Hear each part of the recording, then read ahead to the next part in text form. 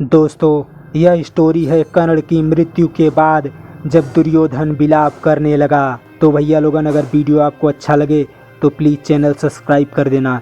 तो भैया वीडियो में आगे बढ़ते हैं। मामा श्री, कर्ण की जगह मुझे मृत्यु क्यों नहीं आई? क्यों नहीं आई मुझे मृत्यु? मैं क्यों नहीं मर गया? यह कैसी बहकी बहकी बातें कर रहे हो भांजे? मरे तुम्हारे शत्रु? दुर्योधन कहता है, पर अभी तो मेरा ही मित्र मरा है। शकुनी कहता है, परंतु अभी तो तुम्हारा शत्रु जीवित है।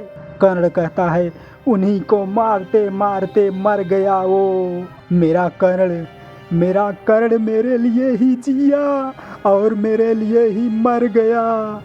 जब मैंने घटोत्कच से अपने प्राणों को बचाने के लिए उस पर अमोघ शक्ति का प्रयोग करने के लिए कर्ण को विवश किया था, और उस शक्ति के प्रयोग के बाद मैं चिंतित हो गया था कि किस शक्ति से अब अर्जुन का वध होगा, किस शक्ति से।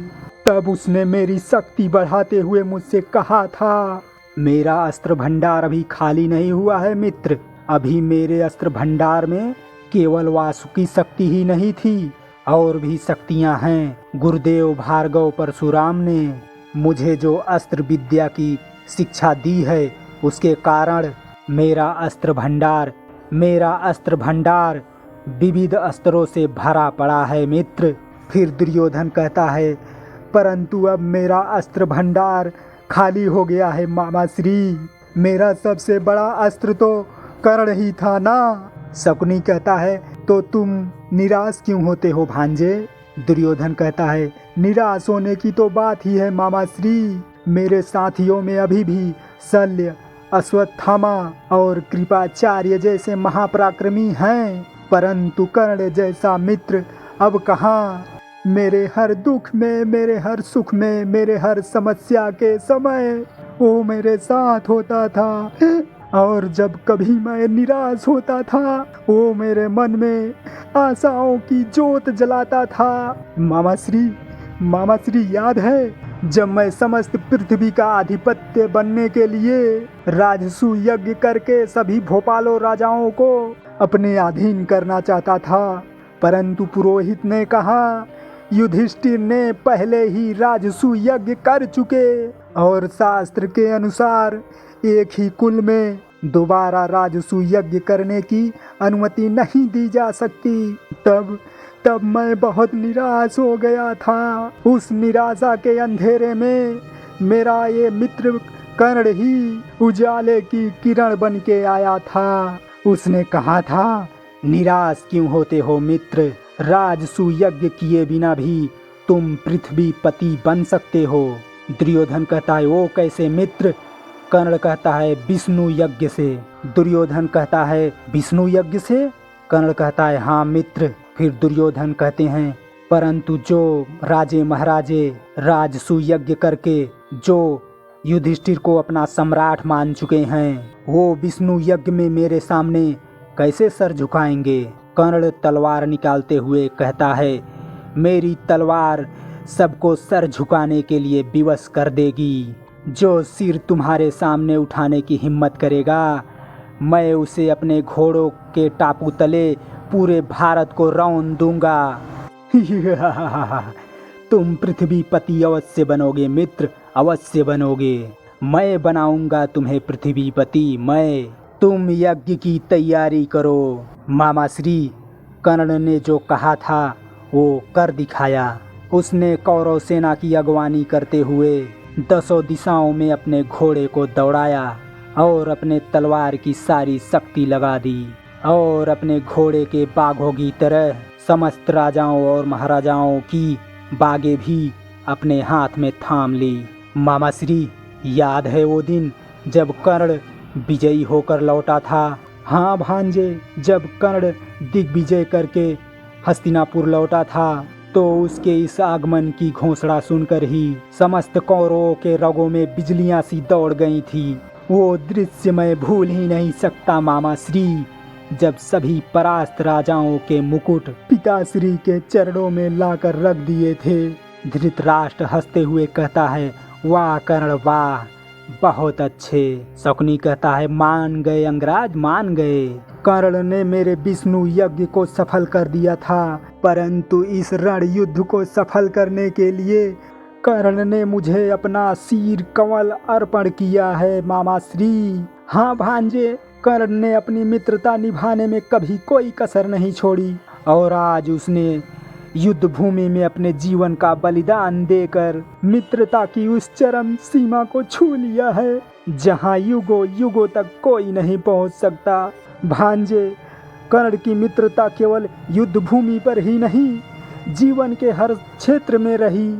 भानुमति के साथ तुम्हारा विवाह कर्ण मित्रता अर्थात उसके शौर्य और पराक्रम के कारण ही हो सका था।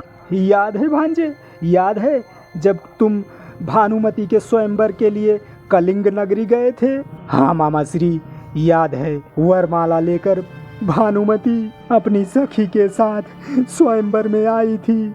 उसके सौंदर्य को देखते हुए मामा श्री मेरा हृदय डोल उठा था। मैं ऐसे खो गया था जैसे कि पाषाण की मूर्ति बन गया था। कर्ण कहता है क्या हुआ मित्र? दुर्योधन कहता है मेरे हृदय पर बिजली टूट पड़ा है।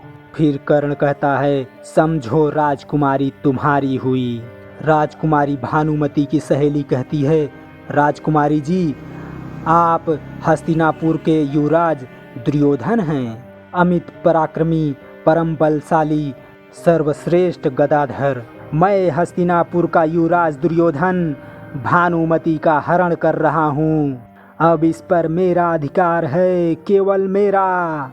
कर्ण तलवार निकालते हुए कहता है जिस किसी ने दुर्योधन के आड़े आने का दुस्साहस किया, यहीं स्वयंवर में उसके रक्त से इस स्वयंवर सभा की धरती को लाल कर दूंगा।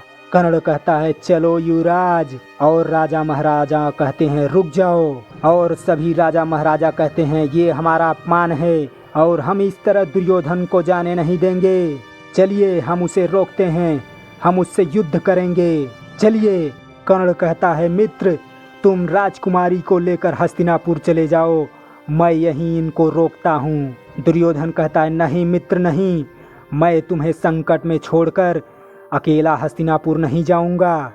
संकट के समय एक दूसरे का साथ निभाने का नाम ही मित्रता है, इसलिए मैं भी तुम्हारे साथ इनसे युद्ध करूंगा। कर्ण कहता है सारथी रथ रोको, और कर्ण भीषण युद्ध करते हुए सभी राजाओं महाराजाओं को परास्त कर देता है। कर्ण कहता है चलो मित्र, दुर्योधन कहता है चलो सारथी।